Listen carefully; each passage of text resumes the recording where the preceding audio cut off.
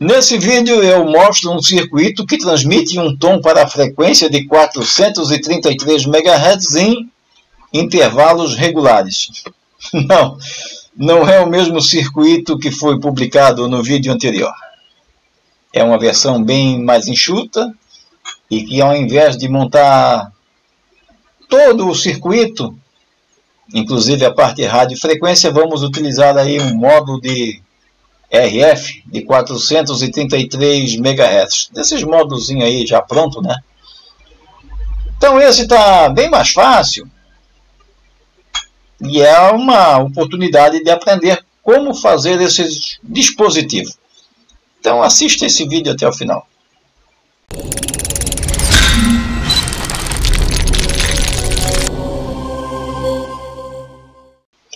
Olá pessoal, meu nome é Pedro e esse é o canal eByte Brasil.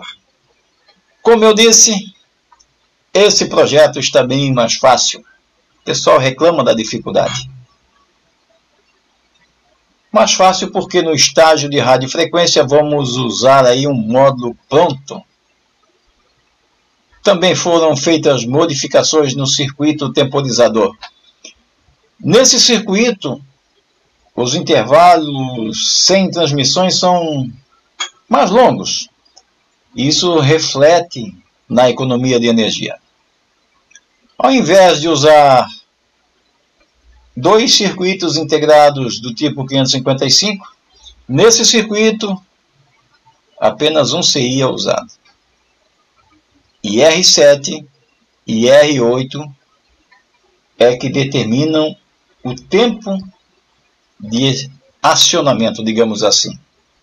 Assim, cada um pode experimentar o tempo que melhor lhe agrada e que atenda às condições de sensibilidade do futuro receptor. O receptor ainda não foi montado.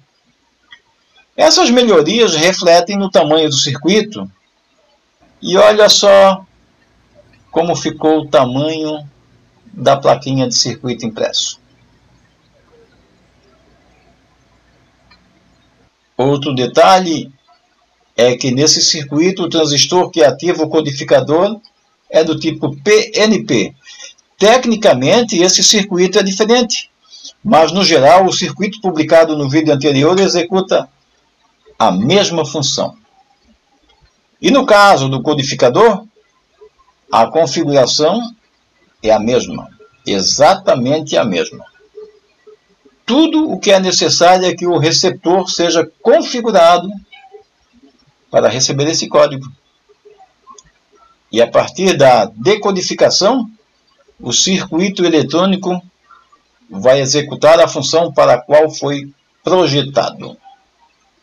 Se o receptor receber o código e não conseguir decodificar o sinal, as informações que tem dentro da portadora de radiofrequência, ele vai se comportar como se não tivesse sido transmitido nada. Então vamos dar aí uma olhada no esquema e ver se o circuito realmente funciona como descrito. Bom, aqui eu tenho o esquema. Funciona com 12 volts. Na verdade funciona a partir dos 5 volts. Então de 5 a 12 volts funciona tranquilamente.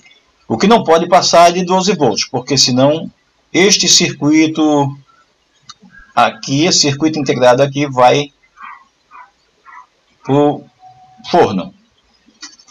Como eu falei que esse circuito seria bem mais enxuto, aqui foi retirado um circuito integrado 555 e a configuração aqui passou a ser diferente. Então eu tenho uma frequência de pulsos em C4, no caso aqui usando um capacitor de 100 microfarad e o R9 levando o sinal para a base do transistor PNP BC558. Pode ver que aqui nesse circuito a ativação é exatamente ao contrário do circuito publicado anterior. Aonde que eu controlo a largura dos pulsos aqui? Aqui eu vou trabalhar com largura de pulso para poder economizar um circuito integrado e também para diminuir o tamanho do circuito no geral. Então 56K em série com um diodo, um N4148, é uma das configurações aqui. D2 também é um diodo, um N4148, também é colocado em série com um resistor de 10K. Então, se eu quiser um pulso mais curto, eu diminuo esse 10K aqui para um valor menor. Se eu quiser uma largura de pulso maior, eu aumento o valor do R7. Então, R7 e R8 são responsáveis pela largura de pulso. E aqui eu aproveito para deixar um tempo bem maior em nível baixo, teórico, para dar só um pulso na hora da transmissão para economizar energia, já que é um circuito que a gente pretende que ele fica ligado muito tempo e com energia que não é do transformador, sei lá, é uma energia, digamos, com bateria, então precisaria que o consumo fosse muito baixo, e aqui a gente consegue isso. Então o codificador aqui, ele é um PT2262, R3, R4, R5 e R6 aqui, eles são de 8K a 20K, não são críticos aqui, mas aqui deve ser observado o valor de R2, que é 4 MB7. Por que 4 MB7? Porque a gente vai utilizar essa referência para o estágio receptor que a gente vai construir em breve, né? Daqui a uns dias aqui eu vou publicar o receptor para este transmissor, ok? Então a gente vai precisar seguir esse valor por causa disso, senão, porque para gerar o tom, ele vai gerar com praticamente qualquer valor que colocar ali acima de 100 MB até 10, aliás, de 100K a 10 MB ele vai funcionar, só que a gente não vai achar a frequência porque não sabe, então precisa marcar R2, 4 MB7. Dá para mudar esse valor? Dá, mas daí vai ter que mudar no receptor também, então convém deixar meio padrão para poder fazer com que a gente tenha facilidade de encontrar a frequência depois. R1, ele é aplicado no terminal data do módulo de RF. Então, o módulo de RF tem 3 terminais, um é o negativo, o do meio é a alimentação, o positivo da alimentação, e o outro terminal é o terminal de dados, o terminal data. Então o circuito aqui ficou bem mais simples, bem mais fácil de ser montado e também talvez mais fácil de ser compreendido. Antes de alguém me perguntaram no outro circuito por que eu não utilizo o pino 5 do circuito integrado 555, aqui eu não vejo necessidade, mas se quiser colocar um capacitor de 100 nanofarad entre o pino 5 e o negativo, pode botar, é uma questão de estabilidade. É uma questão de estabilidade do circuito, que a maioria das vezes eu não uso, porque não vejo essa necessidade. Mas é bom botar, quem tem sobrando pode colocar. Na indústria acabo não colocando, porque o cara que faz 5.000 aparelhos, ele vai economizar 5.000 capacitores. E 5.000 capacitores a 50 centavos cada um, vai longe, né? Então é isso. Circuito descrito, eu espero que tenha gostado. Vamos para a parte final do vídeo. Então aqui eu tenho o circuito, né, montado, veja só como ficou compacto, o módulo de RF de 433 e o restante do circuito. A plaquinha é esta aqui, né? Não tem segredo nenhum. E eu vou monitorar essas transmissões nesse rádio aqui, 433.900. Um dos problemas que ocorre, o camarada faz exatamente isso aqui que eu estou fazendo, ó.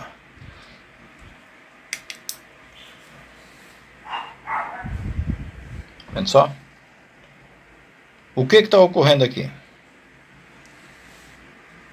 Essa bateria está descarregada. Pode ver que só deu um toquezinho ali. Mas eu vou usar essa bateriazinha do drone aqui. Não, claro, não precisaria essa bateria toda, mas é a que eu tenho. Então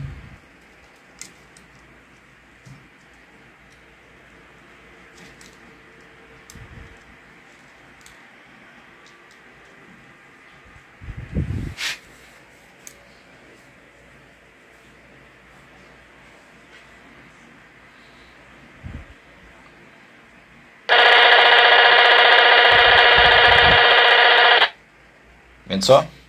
Esse é o tempo que pode ser programado nesses dois resistores.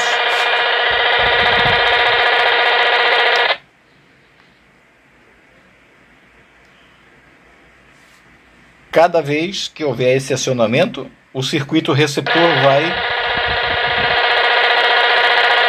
executar a função para a qual foi programado. Então é isso. É que eu botei a bateria de 12 volts e não foi. Por quê? Porque a bateria está descarregada. Então quando for fazer essas montagens, comprar essas baterias em camelô, aí ó.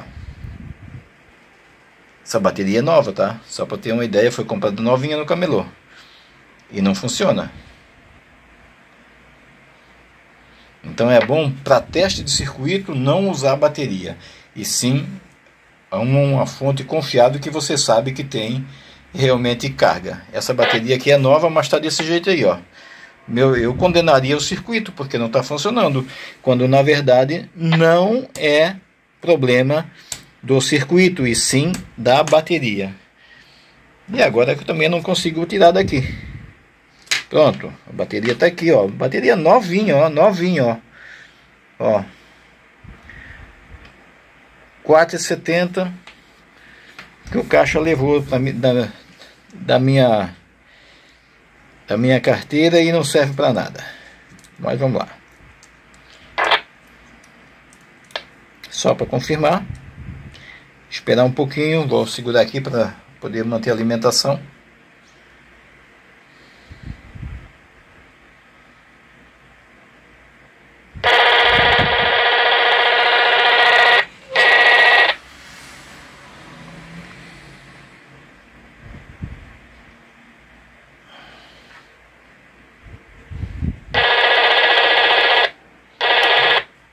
Então acho que está definido, decidido e tudo da forma como deve ser.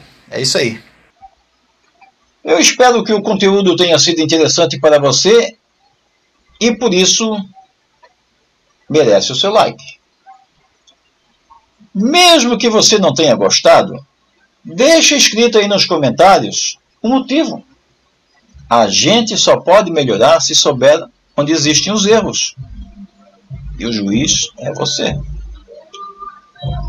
Se quiser fazer uma pergunta, uma sugestão, uma crítica ou alguma recomendação, o campo dos comentários é todo seu.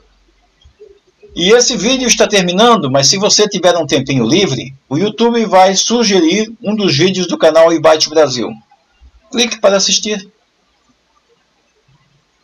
A gente se vê nas próximas publicações ou no vídeo sugerido. E nas próximas publicações, você já tem que ter feito a sua inscrição no canal. Faz a inscrição aí e marca o sininho para receber as informações de quando houverem novas publicações aqui no canal. Não sou eu que envio, é o YouTube que envia as notificações para você, se você assim quiser. Obrigado por assistir e até a próxima.